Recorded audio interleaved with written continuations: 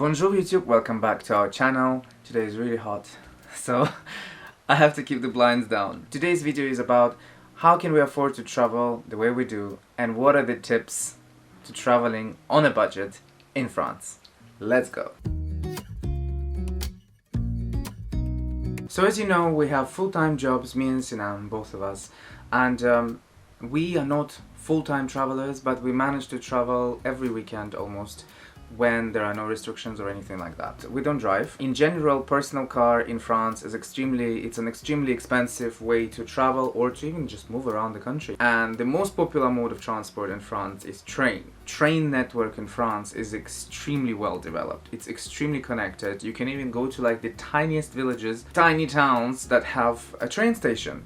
And even though there might be a small train going there, it's still there, you know?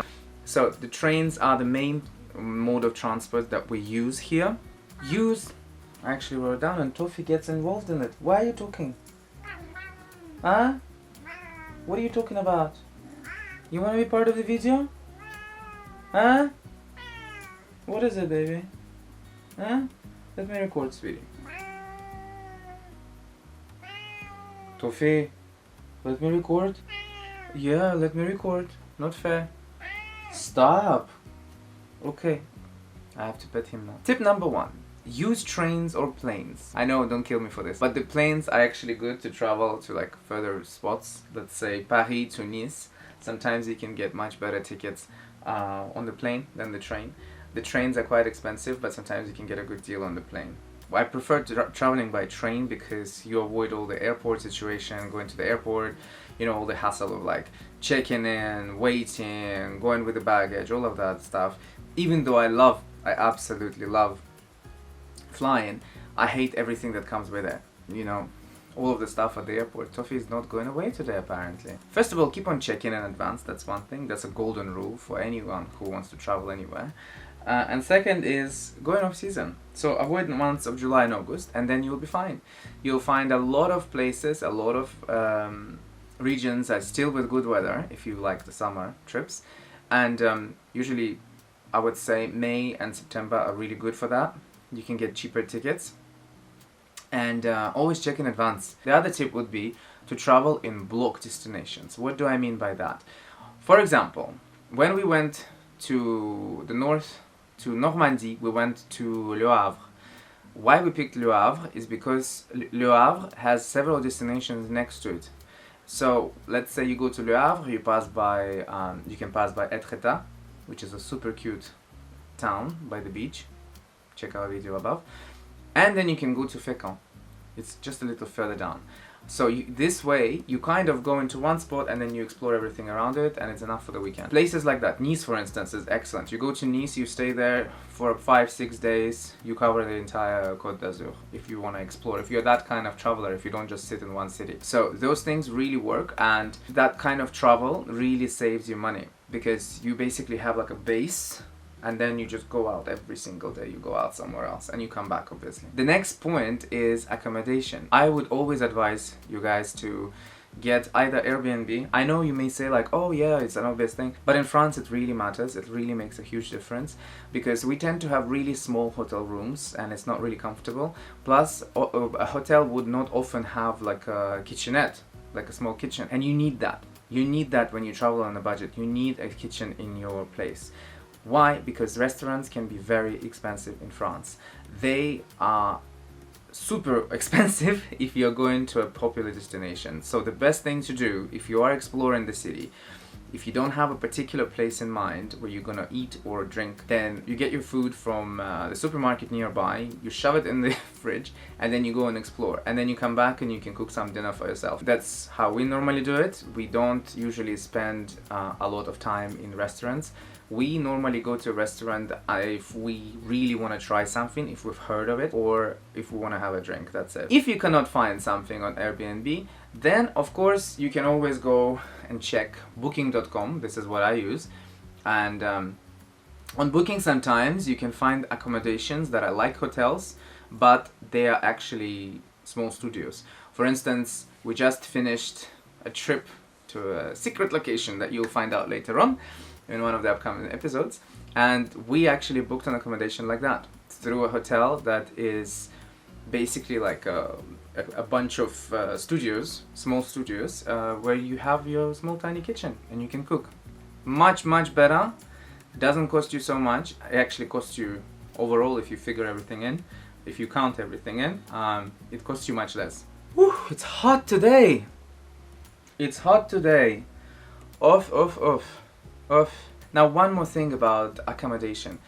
We think it's extremely important to stay in a place that is convenient and that is not going to put you aside somewhere far off from the city. So I always choose, for instance, choose to go with the centre-ville, like the center of the city, of the town. That way you are located in the center, you can go and see whatever you want, and you are not limited by transport, because if you put yourself outside of the town, you will have to take transport there at the end of the day or early morning, and it doesn't work really well for you, you know? It's better to find an optimal place inside the city. You may find cheaper options outside the city, of course, but then you're gonna spend on transport.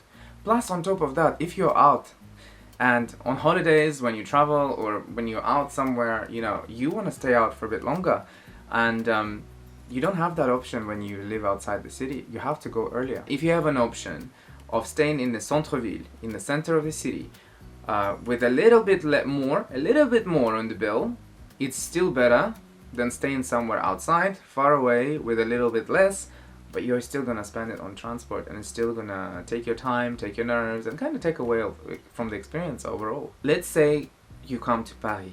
Don't think of Paris as only one city.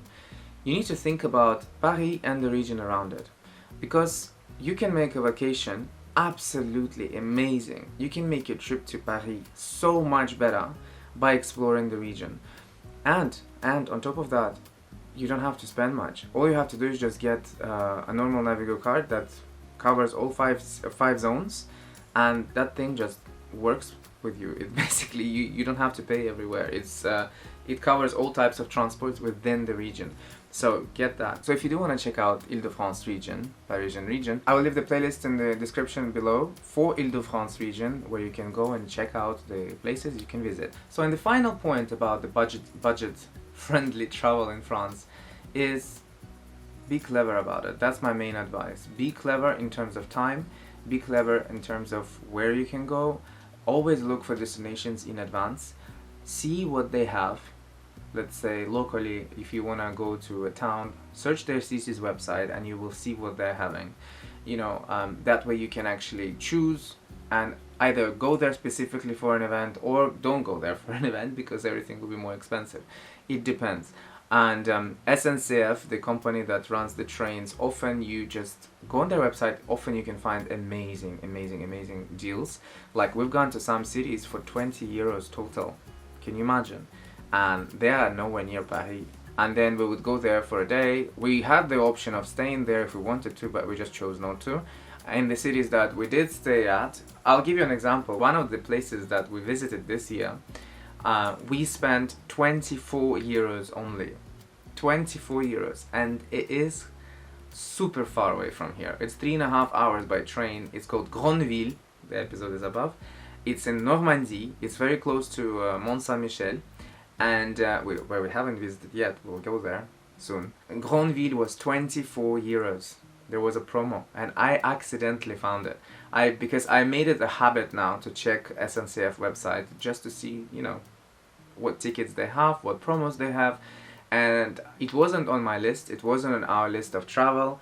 We didn't plan to go there, and then when I saw it, I was like, oh my goodness, because you normally you don't consider that far. You know, for that you have to budget more. But yes, there are options, there are offers that you just need to look for. And that wasn't in winter, so we didn't freeze ourselves. No, it was early April when we went there. And the weather was already really nice. It was nice. It wasn't super warm, but it was nice.